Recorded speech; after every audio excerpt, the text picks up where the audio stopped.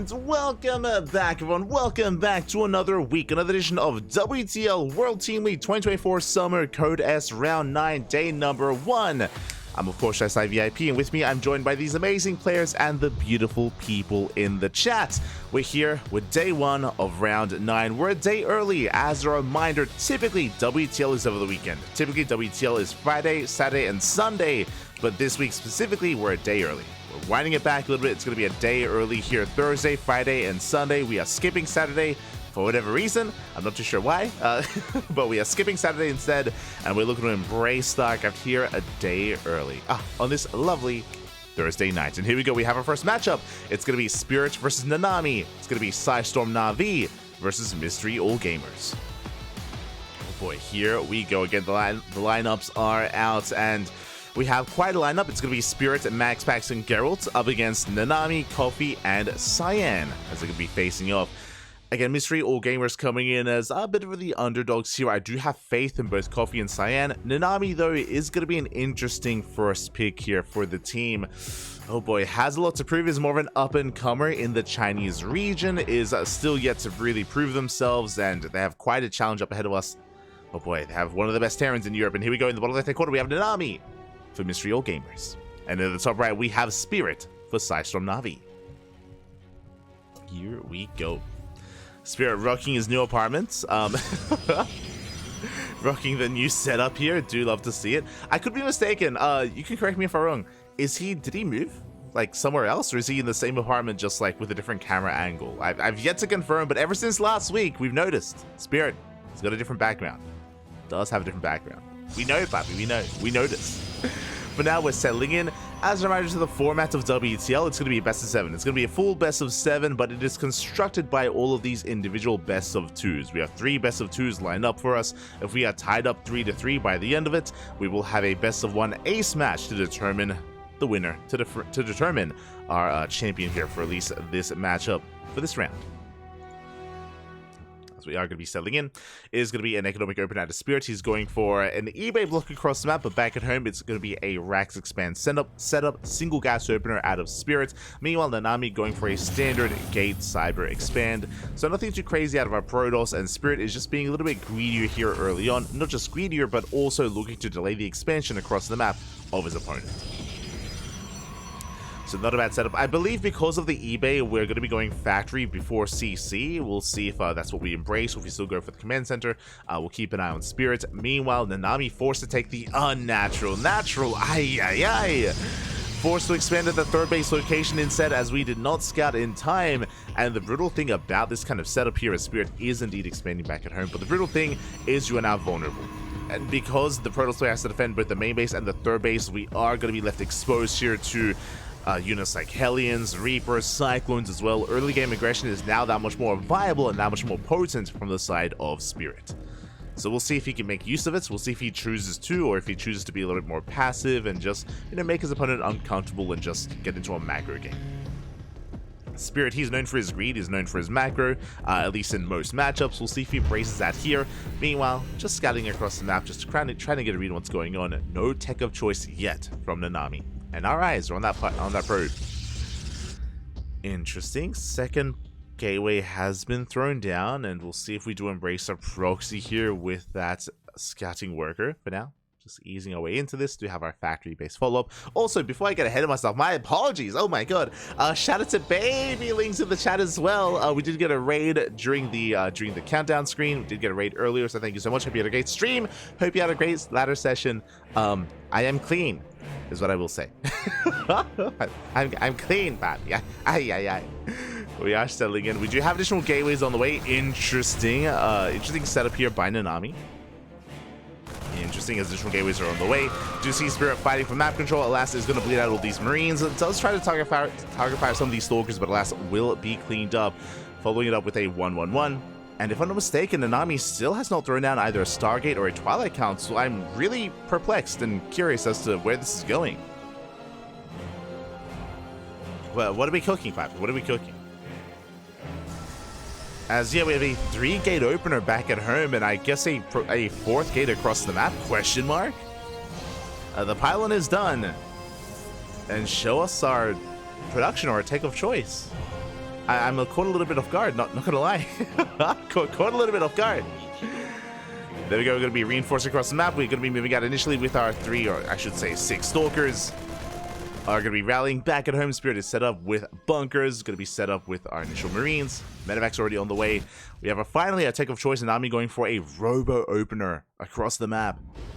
Very safe play here by Nanami, but being overly aggressive here in the beginning. Does hit the natural, bunker is done. And boys are being pulled, and we do repair in time. Yeah, we get the mass repair, stalkers being target firing, and Spirit will hold. Meanwhile, across the map, or even, yeah, across the map, 2 probes go down. 2 workers did fall. Likewise with this repair, we shouldn't really be breaking this position either. And the bunker is holding nicely here in the stalkers. We aren't losing too many, thankfully, but we do drop across the map. As Spirit, he has no fear, he goes right for the mineral line, going for the shield battery, forces a recall. Shield battery does, not go down. But we do at least keep our mineral line safe and sound. At last, we drop back into the main. And damage is being done. This time, there's no shield battery in the mineral line. And probes are going down, and Nanami getting pulled apart. 6 probe kills. 7 probe kills. Can we get 8? We can. Can we get 9? Not quite. Not quite 9 workers. I spoke too soon. It's going to cost us the full medevac. Bit of miscontrol there as we did stay a little bit too far within range. But 10 workers go down. That is still worth it for Spirit. It wasn't just 10 workers. It also forced the entire army to recall back home. That allows Spirit to get back into his 2-base economy, get into and settle into his own tank production as well. Spirit looking quite comfortable. Does look quite comfortable. He has an economic lead. He has the worker lead plus mules on top of that. And we are so well set up. Meanwhile, with the robot opener from Nanami, this can lead into a faster bay, can lead into a fast bay, into Colossus or Disruptors. That's kind of where I assume this is going, and there it is, the bay is on the way, so we're working towards some splash damage, but until we get our Colossus up and running, Nanami is vulnerable. Oh boy. It is going to be quite vulnerable here.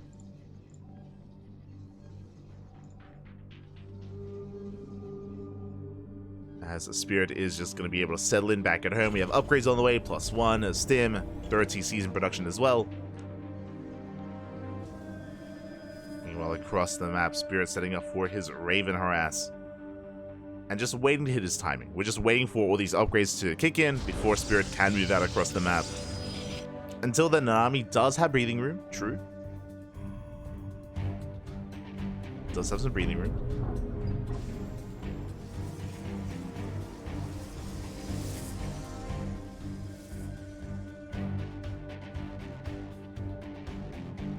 We are going to be settling in.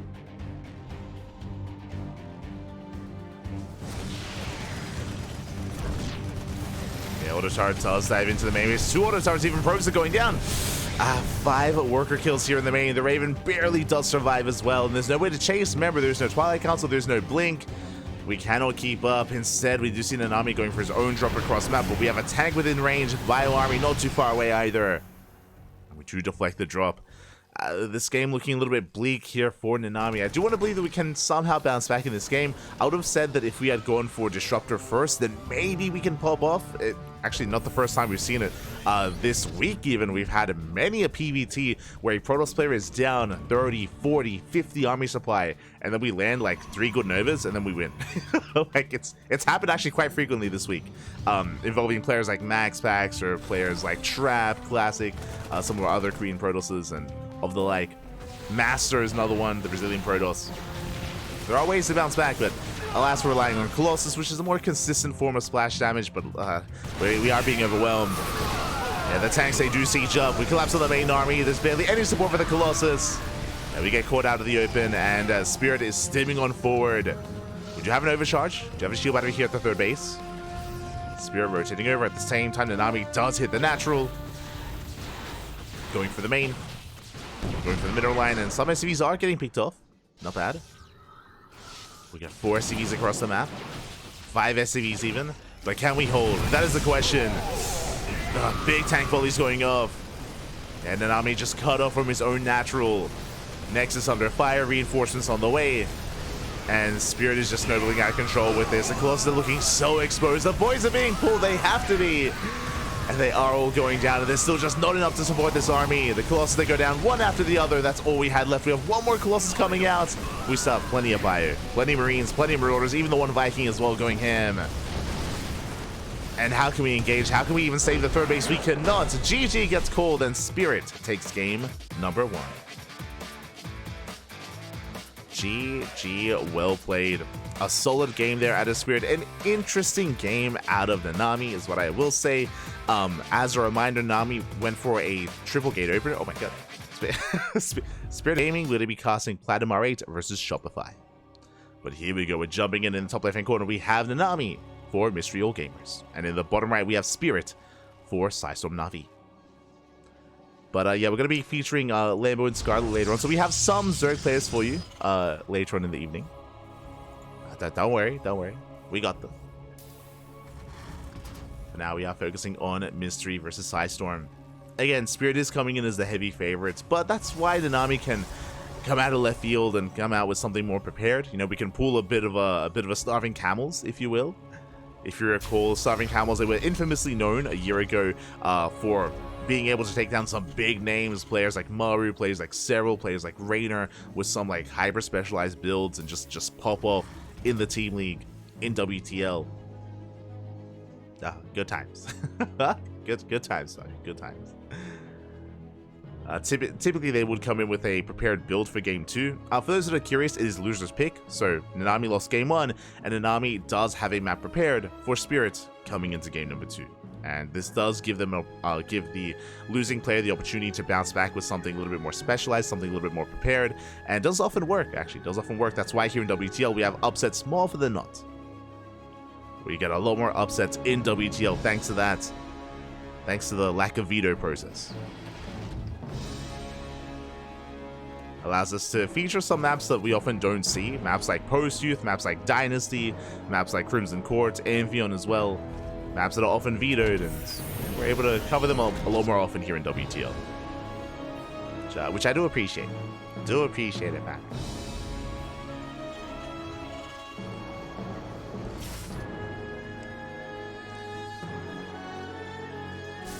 Now we are going to be settling in. Once again, we're going to be seeing a Rax expand into a factory. So, economic opener out of Spirit. This time it is safer though, so clearly Spirit, he's respecting Nanami. He's a little bit concerned as well, which is why he goes for the CC on the high ground instead of on the low ground. So, a bit safer play here out of Spirit. A little bit concerned of potentially a proxy or early game aggression. And we can see this time, oh, a Twilight Council opener. Okay.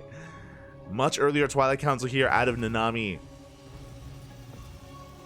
So, what do you have for us? What do you got? With that Twilight Council, we could try to go into Blink, and we can try to work with additional gateways. We could try to spice things up and go for a Dark Shrine opener instead. I'm curious. But now we have a second gateway in production. So when it comes to Blink Stalkers, we do have different variations of the build. It could be 2-gate Blink, 3-gate Blink, or even 4-gate Blink Stalkers. Each one different level of aggression, different level of greed. That does threaten the shade. Still just a 2-gate setup for Nanami. Just keeping an eye on the gateway count. Just some patrol trying to fade out that mine shot if possible as well. Robo's on the way. And we may just opt to go 2-gate Blink into a third. We could just go for something more economic.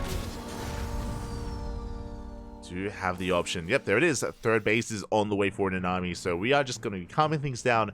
No early game aggression, no crazy cheese. Unfortunately, we do miss the move out. Oh. Nanami should have spotted this, but alas, the Adept was out of position, and Nanami does not see the main army just moving out across the map, heading towards the third base. The goal is to deny the third. Maybe even get more than that. And Nanami is just not ready for this. Oh boy. Is not ready. The army has arrived. We're going for the Nexus. Stalker's going to respond, but they're going to be zoned away by that Widow Mine. Probe is coming in. Oh, but we do retargets. We do on Burrow as well. Clutch Micro there from Spirit does save the Widow Mine. And Widow Mine does a one-shot Stalkers. And we're going to have to give one up. Yes. Oof. 2 blink in time, but 1 Stalker goes down. The blink not in time. Yeah, we locked down another Stalker. We're down to 3. Now we're up to 2 Cyclones. But Nanami is struggling to hold on. We catch almost another Stalker. And 4th Stalker on the way. And the lock-ons are brutal. We barely do escape. We barely do get away. The base does survive for the time being, but it's getting so low. And we're still just rallying across the map. Spirit, he's going for the kill. Catches the Stalker. Down to 4. 4 Stalkers remaining. The base does go down. That's 400 minerals down the drain. And Spirit can keep on pushing. There's no shield battery. Oh my god. Brutal. No shield battery. We do rotate over towards the right-hand side. More Stalkers going down. And Spirit may just end the game with this push. And the Immortal cannot engage. The freedom is here. We have too much freedom, Papi. Just a bit too much freedom as we do force back the army. Spirit could have tried to keep on going, but does pull back for now. Nanami going for a counterattack, but alas, lost so much in the process. So many Stalkers went down the third base as well. And Spirit was not all in. Spirit has a third CC on the way.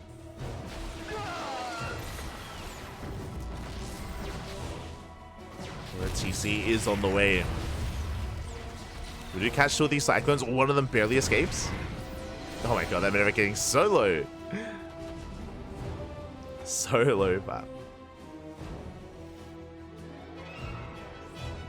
And as the dust does settle, Spirit does have the economic advantage.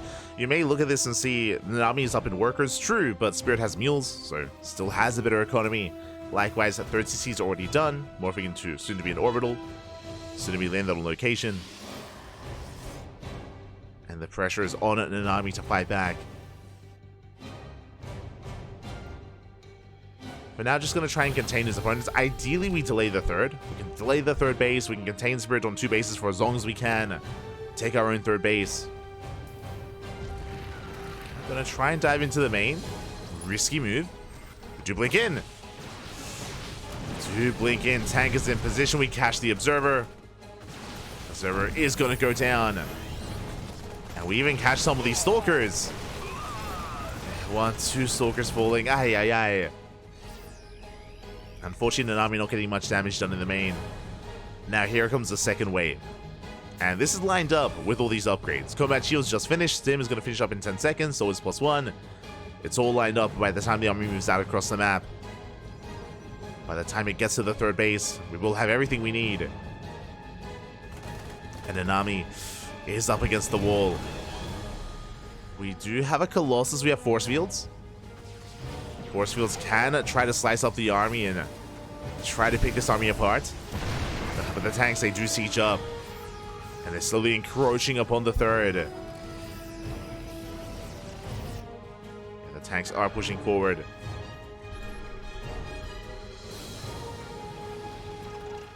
And Nanami just cannot push into this, cannot engage. Shield is going to be going down, trying to bait the army into tank fire. That big tank volley is going to be going off. We do manage to pick off 2 of these tanks, not bad. 2 tanks go down.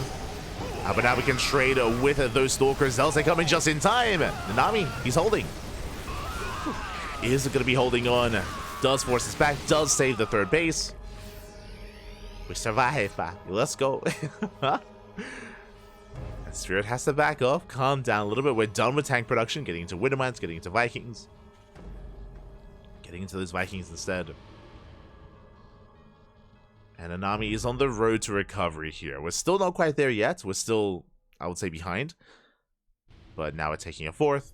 If we can stabilize on 4 bases, if we can get up to a triple Colossus count into Disruptors, we can bounce back. Or likewise, if Spirit overextends. Has to be careful with this move out. The ghosts are revealed. Drop into the natural. Nanami not quite in position. Does react in time, does pull away. We catch 5 probes, recalling on over. Spirit not quite there to dive in. Oh, I didn't know. Yeah, Angry Bird. Sorry. I saw Papa Panda earlier say IG, so I thought it was Instagram, but no. In-game, in-game. I see. So angry.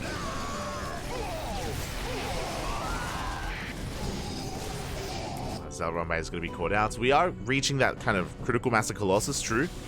Do have the 3 Colossus. Second Robo's on the way. I imagine we're getting ready for Disruptors, and I'm getting a bit of deja vu here. As we mentioned before, I believe it was in Game 1. We have seen plenty of games, even recently here, where a Protoss player can be down heavily in supply, but with the power of Disruptors, we can fight back. We can make up for it. So with good enough control, Nanami can actually out-trade Spirit. It is possible. It is going to be possible.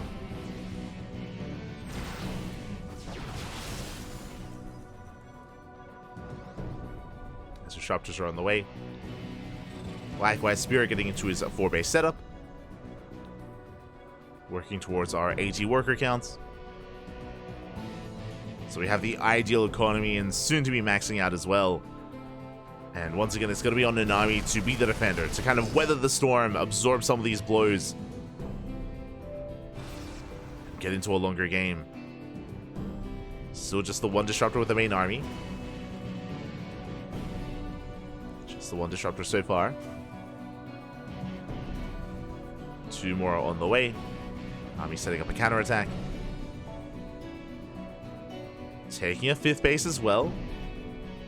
So far unscattered. Spirit not quite in position to try and deny it. Not yet. This run by is going to buy time. Getting SCVs, getting depots. Spirit does scan ahead of time. Wisely so. Doesn't walk into Disruptors. Not yet. But he does spot the army, and the army is maxing out. Now again, Spirit has the economy to trade. That is true. So Nanami has to be very efficient here in this next engagement. Gorosei take the lead. Nice EMPs. EMPs on the Stalkers. The Vikings, they go ham. They almost take the Colossus. Overcharge is popped. We still hold on to those Novas. I appreciate how patient Nanami is being. Big Zealot counterattack does hit the 3rd base. 12 SCVs go down. Not bad. We're catching reinforcements. 12 SCVs at the same time. Nanami engaging with the main army.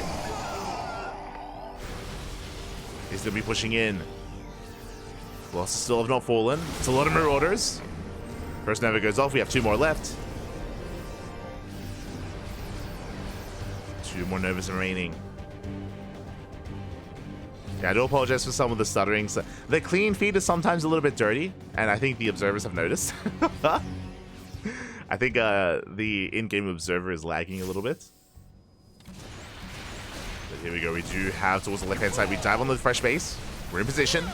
Zell say keep up, and show us those Novas. Up.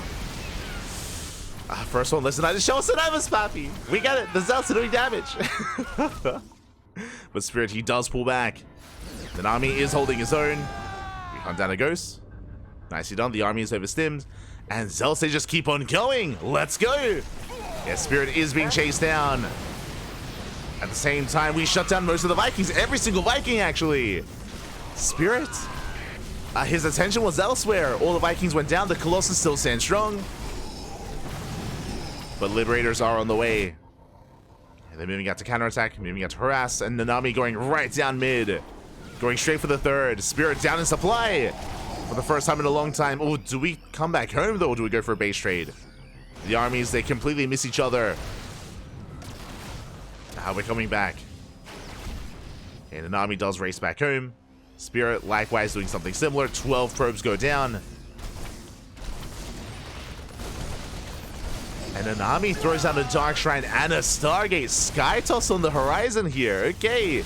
Another Colossus. We're caught out of position. 1 Colossus goes down. A rough moment there for Nanami. Oh, and probes are still falling. We have not cleaned up those. Oh, we haven't cleaned up the libs. Liberators, they get 17 worker kills. And really, that's why we have the Stargate on the way to help deal with those Liberators. Ay, ay, ay.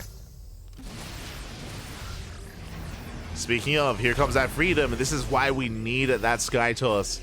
Once we get up to this amount of Liberators, how do you deal with this without something like Tempest or Carrier? The goal, the idea would be to outposition these libs. Like so, try to pick them up. Spirit getting up the ramp. It does outposition Nanami. The Liberation Zone's being set up. We're going to try and force our way in. Novas, they don't connect. Yeah, not quite. They zone away the army. We're getting on top of the Liberators, but the Colossus are going down. We get some decent connections. But it looks like the Marauders, they focus on as many disruptors as they can. That was, what, 5 disruptors going down. Ay. A rough trade for Nanami. And here comes that freedom. It's here. Probes are falling. And what's our answer? What is our answer here? As with denying so much mining time, 31 probes going down. Barely any mining, barely any economy. And you can see that reflected here in the supplies. Honestly, if it wasn't for these Liberators, then Nanami would still be in this. We'd see a pretty similar back and forth between Nanami and Spirit. Very impressed by how Nanami was able to bounce back in this game, but unfortunately was just outscaled and out-teched specifically. Yeah, now we're going for a Hail Mary play. Move out across the map. Only 1 disruptor. It's not going to be enough. And Spirit will shut this down, will hold. But again, I'm impressed. Was impressed here. As despite the otherwise deficits that we had earlier, Nanami did fight hard here to bounce back. But GG gets called in. Spirit will take game number 2. GG. Spirit will take the series 2-0. Nanami will take the loss. But again, I hope Nanami isn't feeling too bad about that, especially game 2. Game 1 was more brutal. Game 1 was a little bit more one-sided. Game 2 was a bit more of a back and forth there, and is going to be on Ghost Ship. MaxPax deserves a higher ELO. ELO is calculated. It is. There's no bias behind it, just pure number. But here we go. We have in top left Coffee for Mystery All Gamers. In top right, we have MaxPax for Psystorm Navi. But the ELO is calculated depending on how many wins and losses you get throughout a season, just as a heads up. And it does start at 500 by default. It starts at 500, then it goes up and down, depending on your results. I think it was last season where Maru had a higher ELO than Serral. That's because Maru was performing better in WTL. I should also reiterate that specifically the ELO is in regards to your performance specifically in WTL, not in other events. It's specific for WTL related events. So World Team League, Kung Fu Cup, Masters Coliseum, for example. So if you're curious as to where that number comes from, is from these specific events.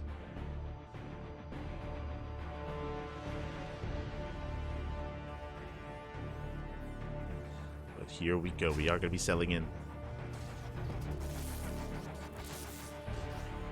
For now, it looks like a more economic opener here by Coffee, going for a Rax expand. So far so good. Everything's looking as it should here, setting up for an expansion. Meanwhile, MaxPax back at home, going for his Gate Cyber into Nexus. So standard opener out of MaxPax, more economic start out of Coffee.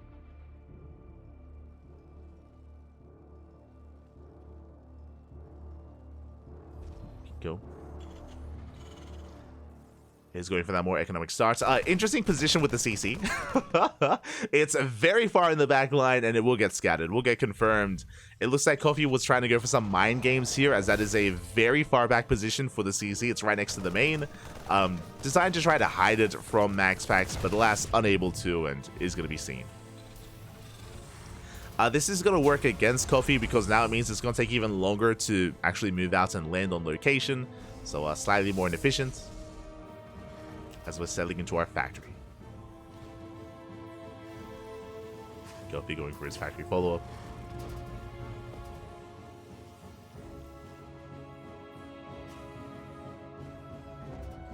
And interesting, okay, we have a Twilight Council open out of MaxPax. This is what we expect to see on this map. For those that are curious, because the map is so small, because the rush distance is so short, Stargate openers are considered to be unsafe. Very unsafe and very risky to go Stargate, just because you are vulnerable to early game aggression. So going for a Twilight Council does make sense, and we should be seeing additional gateways. Not just 2, I'm talking 3, maybe even 4. But at least 3 gates, just to be safe as well. So we'll see how safe or how greedy MaxPax wants to be. Adept does shade into the main, gets a full scout. Second Adept has arrived, and we see everything in the main base. Getting 1 SCV kill. Not the best trade for the Adept. What matters more is the scouting. As we're getting eyes on the add-ons, getting eyes on the production. Continue, or we did get eyes on the 111. Marine Hellion, and the medevac is on the way. So we know there's no crazy early tech lab for a fast tank push or any tech lab on the starport. We are able to cross off some more aggressive openers.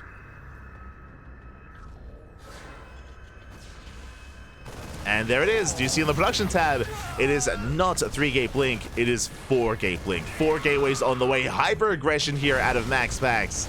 Looking to turn the tables on Coffee. I mean, MaxPax, he was known for 4-gate blink for a very long time. And wait, is that a 5th gateway? Wait, what? I think he's walling off. Okay.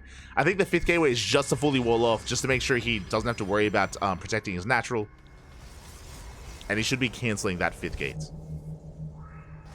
Once he has enough to hold on. Just waiting for extra warp-ins. Meanwhile, the Hellions, they do drop over the wall. They're going for the mineral line. Probes are going to be going down. We got 3 workers so far. But just the 3. Hellions are forced back. You can see the 5th gateway was cancelled at the natural. Again, it was just a wall off. We do catch some extra workers in the main. Not too bad. 7 probes. Oh my god, 8 probes. 8 probes for 3 Hellions. Not bad. Not a bad trade there from Coffee. More importantly, Coffee did see most of the gateways. He saw at least 3 gates. He might have seen all 4, so he knows. He knows he has to get ready back at home. There we go. Bunkers on the way. Tanks are on the way. He's aware of how aggressive, how committed MaxPax is. Knowing is half the battle there. Can we survive? Can we defend? So here comes MaxPax, warping in 4 stalkers at a time. And we have a tank covering the ramp, but the main base is vulnerable. Yeah, the tank moves down to the low ground. We're not ready in the main base. Massive warp in as well. We deny the production. Boys are being pulled, and this is already becoming too much. And it's going to get even more out of hand. Tanks are leapfrogging forward. Raven harass across the map. Nicely done. And the tanks will force MaxPax out. Coffee, he's holding. And now he is holding on. MaxPax rotates. Bunker is left unattended. Getting behind the mineral line. Another warping into the main base. MaxPax going for a split push. Hitting both the natural and the main base at the same time. More SCVs falling. 8 worker kills. And we're just pulling Coffee apart. We dive on the tank. Does get targeted. The SCVs, they're going to be stuck as they were trying to repair the tank. And so many of them going to be going down. I believe there's only 1 tank left on the low ground. And this is game-ending damage. Yeah, far too much. Another big warp in. And GG gets called. MaxPax will take game number 1.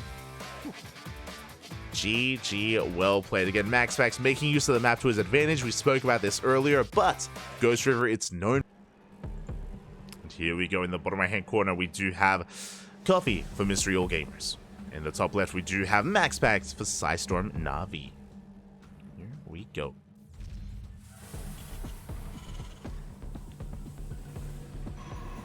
Are selling into game 2. And we'll see where this takes us here. Again, we saw aggression out of MaxPax in game 1. I expect MaxPax to calm things down a little bit here. I expect if it is going to be blink, 2 or 3 gateways, I'm not really feeling going up to 4 gates again, but we'll keep an eye on MaxPax. He could be feeling frisky tonight. True.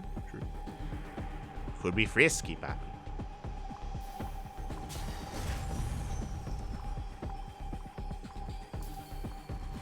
Coffee is going to be opening up. But now it is going to be a single gas opener. So once again, it's going to be an economic start out of Coffee. This can lead into a 3 racks. So that's going to be another kind of form of aggression that can follow up this otherwise economic start. Keep an eye on Coffee. As the MaxPax being as annoying as possible. Again, MaxPax has been on fire as of late. Last night, of course, MaxPax was our Kung Fu Cup champion. I do recommend watching the VODs. We had a lot of amazing matches. MaxPax even had a good performance against Clem in the, I think it was the semifinals, if I remember correctly. The semis or in the quarterfinals. It did face off.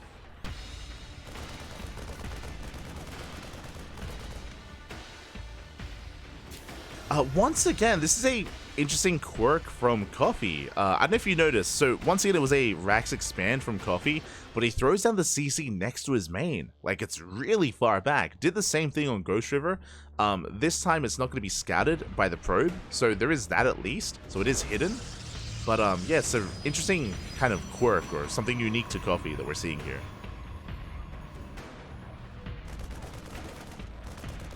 Meanwhile, Coffee does find the pylon, does force a cancel. Nicely done. Deters the initial aggression. As we mentioned in game number 1, I'm pretty sure the purpose of this is to keep it hidden, to make it more difficult to scout, to make it look like he's going for something more aggressive than he is. And that's going to be a 3cc! Let's go! Okay. It's going to be a 3cc, 3 racks by Coffee. No, my apologies. Not even. That's a 3rd CC after the factory. Okay. Coffee. He's cooking. You have my attention. CC now going to be floating over, but a very greedy build here by Coffee. Very greedy. And we'll see if he can keep it hidden. So I do appreciate this, right? Like, I feel like a lot of people assume that Coffee would be embracing, and even I would assume that Coffee would be embracing, you know, cheese and aggression and an all-in. Why not cheese the other way and just be hyper greedy? True. Do appreciate it. Aliens move out. They get met by a wall. They get 1 probe kill before pulling back. It's going to be another blink-based opener here by MaxPax. We do have a 1 gateway already done, 2 gates on the way, so it's 3-gate blink for the time being. Never mind, it's 4-gate.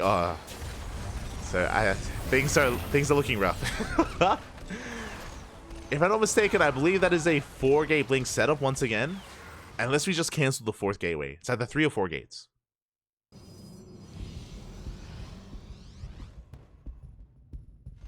As it's 4 gates, yeah. 2 gateways on low ground, 2 gateways in the main base, 4-gate blink once again by MaxPax. And the worrisome thing about this is that Coffee, as we just mentioned, is greedy. He has a 3rd.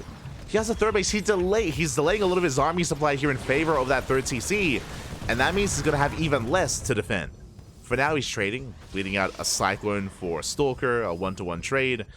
But alas, we can afford to lose some Stalkers early on as we're moving out. Adept does shade into the main, and we get eyes on the 3rd CC! MaxPax, he sees everything. He sees all, he knows all, and MaxPax, he should be pushing. We should be committing. Oh boy. This time, Coffee doesn't get confirmation of the gateways. He doesn't know how many there are. He can assume that there are 4. Bunkers on the way, tank on the low ground. We're looking quite secure, at least at the natural. But what about the main? Oh, Cyclone goes down. Big reaction there out of Coffee. Wasn't able to save it in time. Wasn't able to pull back. And here come the reinforcements. And we're going for the main, Papi. We're going for the main. Now, thankfully, there is a 2nd tank. Is in position. Big tank volley goes off. We don't care. We just don't even care. We just go for the dive anyway. Tank goes down. Stutter stepping back. We will force the army out of the main, but here come reinforcements. As MaxPax does a blink back. And can go for another warp in and go back in. Behind this, MaxPax is expanding. As a reminder, I should also emphasize, 4-gate blink is not an all-in. It is aggressive, yes, but we do expand behind it. 3rd base already done. We're diving into the low ground. The tank is exposed. Tank goes down. And we are pulling Coffee apart. The tank, the bunkers. Down to purely Marines. As a reminder, these are vanilla Marines. No stim, no combat shields. And we can just bully the Marines back. Boys, they have to be pulled. Another massive warp in. Again, 4 Stalkers at a time. The Prism is going to be targeted. Not bad. Prism did overextend, but yeah, it's still an uphill battle, Papi. The damage was still done. GG gets called, and MaxPax will take the 2-0. GG, well played with that. Sidestorm Na'Vi will claim the series. So on the one hand, like, I appreciate the build of Coffee here in game 2. I think it was bold, and I liked that it was working against expectations, being greedy instead. Unfortunately, MaxPax just had no chill today, and both games in a row, just 4-gate blink. Just 4-gate blink, 2 games in a row. And we'll see if he can get that 2-0. As for the time being, in the top left-hand corner, we have Lancer for Mystery All Gamers. And in the bottom left, we have Gerald for Sidestorm Na'Vi. We go. Hopefully my bad jokes don't make your sleep worse. Nah. Your jokes are bad. They are bad, Papi. They are. True. They give me nightmares. Ahí está. For now, we're going to be embracing our PvP on Amphion, and I was about to get into the features of this map and why this map is a little bit more unique than others. Our reasoning for it is the ramp coming into the natural, but Gerald, he avoids the ramp. It is going to be a gate expand setup here by Lancer, and Gerald's going for the 2-gate opener on the high ground. Interesting. Gerald just kind of, in a way, saying no to the meta, saying no to these more economic tendencies on Amphion, which means Gerald is going to be the aggressor. Okay. As we can see here, 2-gate opener out of Gerald. Gerald now has the option to go for a 1-base all-in. Has the opportunity to go for a proxy. As Lancer is setting up for a faster expansion. We have our 2-gas setup. Cybercore is on the way. Lancer should be going for a Stargate before the Nexus, assuming the probe doesn't deny. So we'll see how greedy Lancer is going to be. This is essentially like the quote-unquote MaxPax opener. It's just kind of the standard opener that you would see on a map like Amphion, Post-Youth, Site Delta as well. These maps that have a ramp coming into the natural. Really, more than anything, my eyes are on Gerald. Like, are we going to be opting to be aggressive here? As we got another pylon block. Pylon is thrown down. We force out the Zell. We should be forcing out a Stargate as well. As we have to spend our money somehow in some way. Ooh, the probe gets caught. Lancer not happy there on cams. Does shake his head. Probe does go down. That's brutal because, again, that worker, it wasn't really meant to be there to harass, more than anything to scout. To scout, get a read on the first 2 units, get a read on whether or not we even try to expand. So Lancer is in the dark. Nexus on the way. I believe Lancer did skip the Stargate, so just straight up Nexus. Meanwhile, Gerald looks like it will expand as well, so is not opting to respond with an all-in. And Lancer's tech of choice going for a Robo instead of the Stargate. With the Robo opener, if we can embrace Immortals, we can be quite defensive. If there was an all-in, we could shut it down. Would be better setup to shut it down. The downside is that the Robo opener doesn't allow us to be as maneuverable as other openers would. You know, delayed blink, essentially. Blink is going to be delayed. We may just skip it entirely. Meanwhile, Twilight Council opener out of Gerald. So Blink versus Immortals. Lancer does poke in. Does confirm the expansion. Is now aware. Threatens the pylon. And may try to trade with the Stalkers. Our last second sentry has arrived. Shield by finishing time. We can get 1 sentry. Not bad. Trading a Zealot for a sentry. Lancer pulls away, going for the Prism first. Will allow us to micro across the map to warp into depths, get into mineral lines. Speaking of, the adepts are on the way. So Lancer is going to attempt to harass.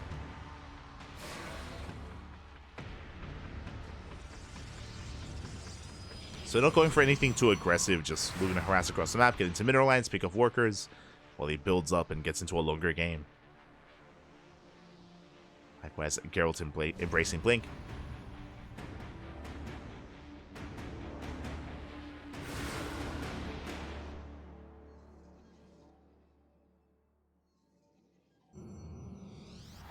And interesting, we're going to have 4 adepts. 2 at the natural and 2 in the main. And 2 adepts do one-shot workers. Despite the shield battery, doesn't matter. And we do shade in. Oof, don't quite commit. Keeping Geralt distracted. We do slip into the main base instead. Geralt does get eyes on this. Blink not yet done. Probes are going down. We get 3. We get 4 workers already. We get 5. 5, barely not 6. But not a bad start. And we just shade into the natural as well. We're pulling Geralt apart. 7, 8 probe kills. Getting a 9th probe as well. We can even get a 10th. Oh, the Prism Doll! Lancer. Again, we did well initially, but we came back in a little bit too greedy, and Lancer the Prism gets shut down. Suddenly, this is that much less worth it. Things were looking amazing. Things were looking good. And Lancer just a little bit too greedy towards the end there. Gerald shuts down the prison. What does that mean? That means we have nothing to worry about. There's nothing keeping Gerald back at home. Nothing threatening him. And we can go for a massive counterattack. Blink is done, and Gerald looking to dive into the natural.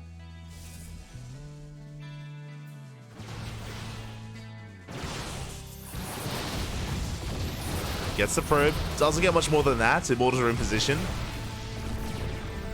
Lancer does hold. That was a lot of energy. Third base being taken. Now Lancer does establish his third base that much faster. It's already done. As a result, Lancer does have the higher economy, does have the better economy. 53 workers.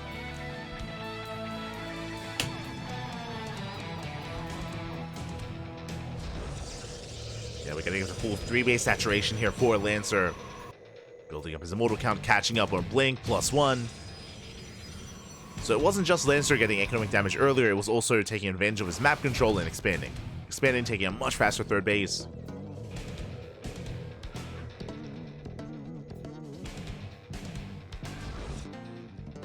Even going for a Dark Shrine, okay. Dark Shrine's on the way. Meanwhile, Gerald's embracing Glaives. Glaive Adepts, again, they've been quite common as of late. Quite popular to incorporate with your immortal-based army. We're going to try and embrace those Glaive Adepts. They can trade okay against Zealots. More importantly, they can shade past an army. They can threaten mineral lines at the same time. They can outmaneuver a defending Protoss.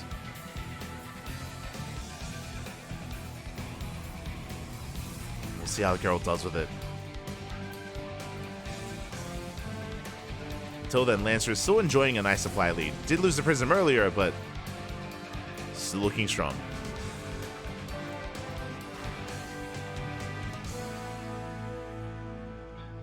So he's up to 4 Immortals. Dark Shrine about to finish. We do have the robot for Gerald, so we have access to detection. I believe we should have at least an observer out on the map. At least I hope so.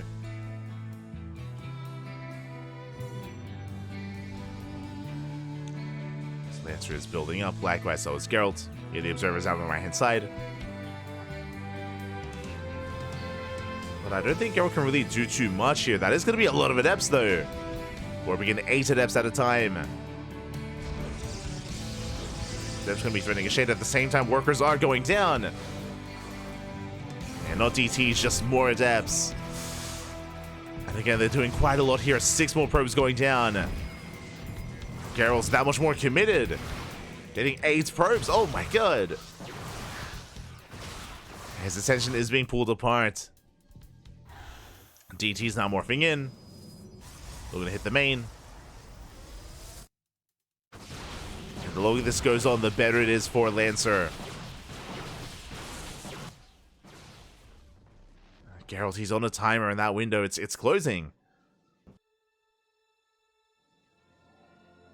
And here we go, DT's right into the main. I mean, our economy was already in shambles, and now even more so. And probes are falling left and right, nothing in position to defend, forcing a recall. The army, the observer, is recalled back home. We got 12 more probe kills. Garrus' economy is in shambles, and Lancer is moving out across the map, going for the kill, going for the throat. Another warp in. More DTs. Lancer has to be careful to overextend. Has to make sure he moves in with those Immortals. Likewise, Observer had a position. Moving over, that's going to be 23 worker kills. Overcharge is popped. Adepts trying to dive on the army, but again, there's still just so much to work with. Just a wave of Stalkers, 4 Immortals as well. The Adepts, they do nothing. They melt. In a head-to-head fight, they just cannot hold a candle. Not to this army. Not anymore. DTs are still wreaking havoc, and Gerald, he's completely pulled apart. GG gets called, and Lancer takes game number 1. Whew. GG. Ah. GG, well played. Lancer does take the first game. And honestly, it was looking quite good there. I mean, sure, there was the overextension of the prism, for example. Here we go. Spawning in the bottom right-hand corner, sorry, top left, we have Lancer for Mystery All Gamers. And in the bottom right, we have Gerald for Psystorm Na'Vi. Let's go.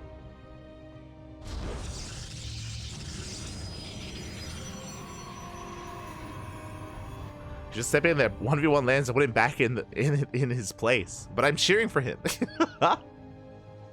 I like him, Bobby. What do you mean? He's where he should be. Aye, aye, aye. As we are going to be setting up. Going for our initial 2 gate openers.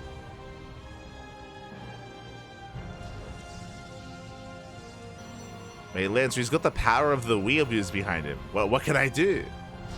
For those that are curious, we did find out recently that Lancer, of course, he used to go by Cyan, and he did go for this name change. And Lancer, the name, does come from an anime. Do have confirmation. Does come from an anime. So I'm sure there's a lot of anime enjoyers out there that can relate. Can relate with Lancer. The weebs, papi. The uniting. He's harnessing the power of the waifu as we speak. As we speak. I think you said Lancer's from like an anime called, I think is it Grand Fate? I think you said Fate? Grand Fate. That one. Whatever that one is.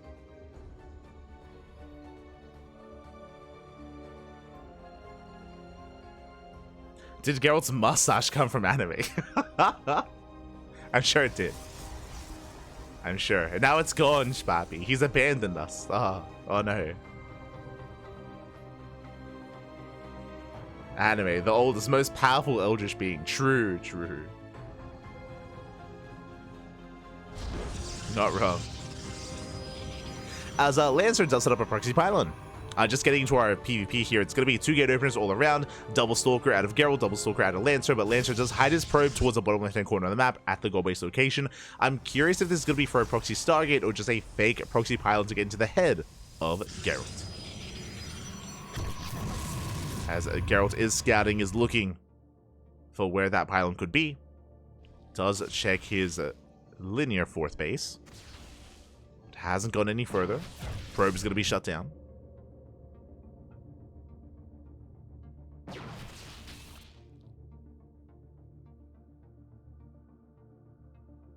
Probe is going to be shut down. Geralt on the hunt. It looks like he will find it. Just barely. Just barely. The probe is not denied. We do scout the pylon. We confirm there is nothing there. And Geralt is now aware that, of course, his opponent did go for a fake out, did go for a standard opener. Just confirm the expansion as well. And that is a Robo on the way for Geralt. Robo for Nexus. But will expand. Okay, okay. I was curious if Geralt was going to throw down the 3rd gateway and just go all in, but now we are expanding. We're calming things down. And we have pretty similar setups. Both players are working towards Robotech. Both players, of course, expanding.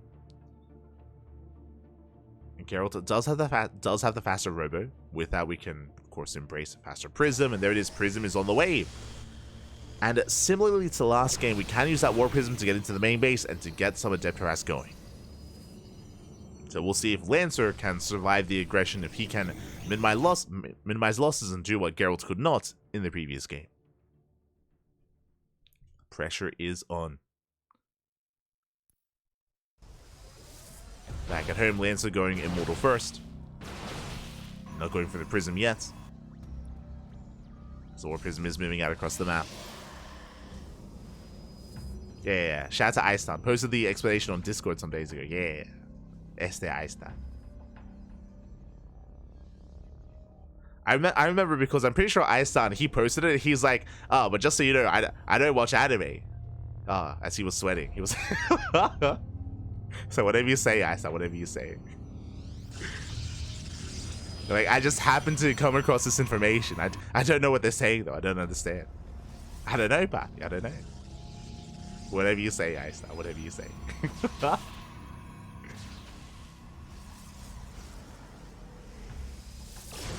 Exactly.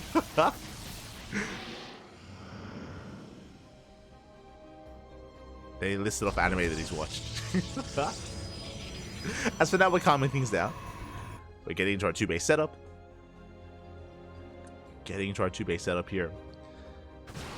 initial immortal production, of course, into Temple Archives for Blink. And Gerald still has that prism out on the map, but has yet to really commit into a mineral line, into a base. Still just looking for a way in. Lancer was in position. Likewise rotating over. Adepts have arrived. Oh, and are going to be forced back. So far, so good. Lancer, he denies any kind of War Prism harass. And is now taking a third. Now, what I will say, even though we haven't lost any workers yet, the War Prism is still alive, the Adepts are still there, Gerald still has potential for some damage. Can still pop off.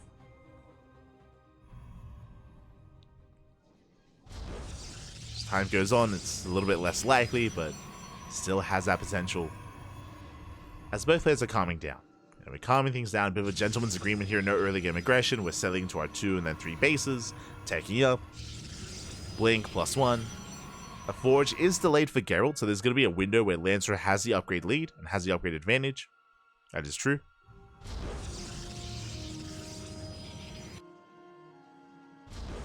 That is true. Oh my god. For a moment there, I don't know if you saw, but Gerald did throw down a bait. Did cancel it. I was about to pop off. I was like, oh my, he's crazy. Rushing into disruptors. He's not crazy, unfortunately. Does cancel the Bay. Still committed to Blink Stalker Immortal. No Bay anymore. Armies do clash. Observer gets caught out. Lancer does have map control. Going for an Immortal drop into the main. 2 Immortals do one-shot probes. We can even go for pylons. That is Nartos' pylon. Uh-oh. It's looking pretty juicy. We're going for it.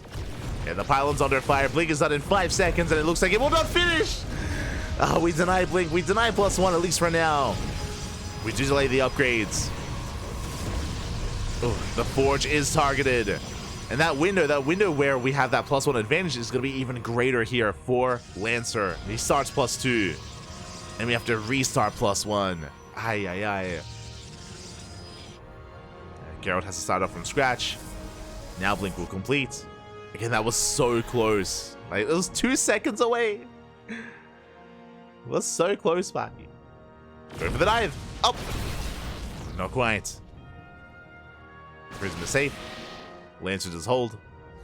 Moving out with 3 Immortals.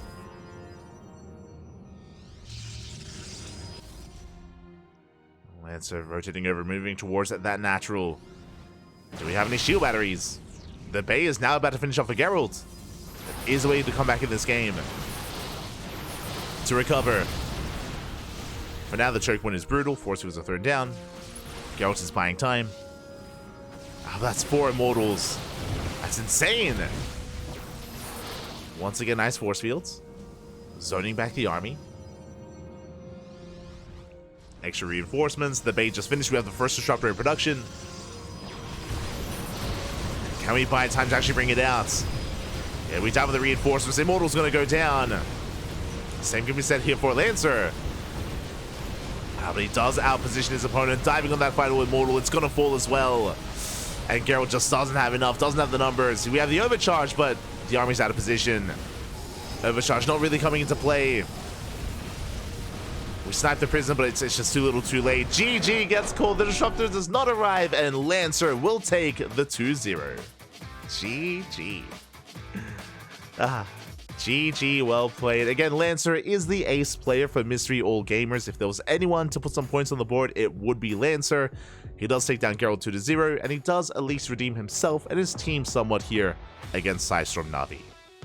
GG, well played. Psystorm Na'Vi, of course, they will still claim the series, but it was not completely one-sided. Thankfully, it was a 4-2. Was a 4-2 instead. And with that, we are going to be going on a short break. The first series is done, and we're getting ready for Shopify Rebellion versus Platinum R8. Oh boy, another best of 7. If you are maybe a Zerg fan, if you're missing some Zerg gameplay, we had none of it in this best of 7. But up next, we're going to be having Lambo, Bjorn, and Scarlet up against Nicaract, Goblin, and Kelazur. Oh boy. So some spicy matches coming up ahead of us. We'll be back in 4 minutes after this break. See you then.